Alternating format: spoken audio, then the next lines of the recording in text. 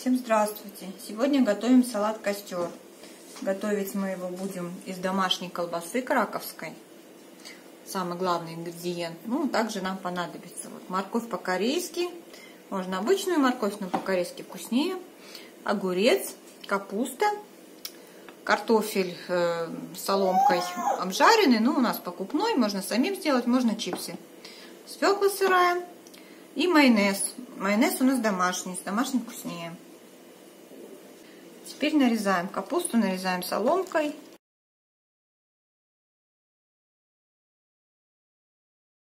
Капусту нарезали, теперь выкладываем первой горкой ее для нашего салата. Теперь огурец нарезаем соломкой. Если каких-то продуктов получается больше, как, например, капуста, то в другой салат можно использовать.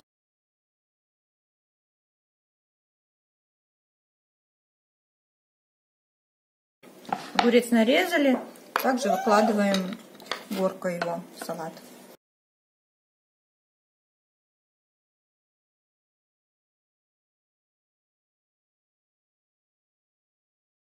Теперь нарезаем колбасу соломкой. Колбаса у нас домашняя, краковская, из натурального мяса. Такую очень вкусно есть в салате, это в отличие от магазинной. Это у нас своя. Тут мне Полина помогает, дочка, 1,5-годовалая, озвучивать. Колбасу, кстати, делает муж. Он делает разные виды колбас. Мастер колбасных дел. Обучался специально этому. Сейчас продолжает обучение, что очень вкусно. Всем рекомендую такую колбасу кушать. Колбасу нарезали. Также выкладываем рядышком.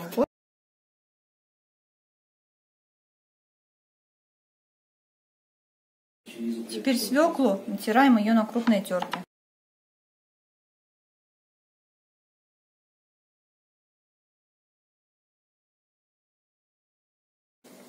Все, свеклу нашу натерли. Также выкладываем горочкой.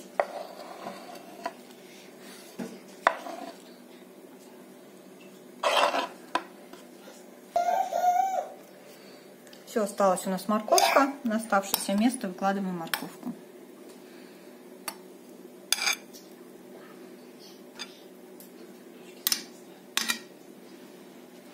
Такие симпатичные горочки у нас получились. В центр выкладываем майонез. Я все-таки советую вам использовать домашний майонез. Рецепт тоже есть на нашем канале. Готовится очень легко, очень вкусно и натуральный.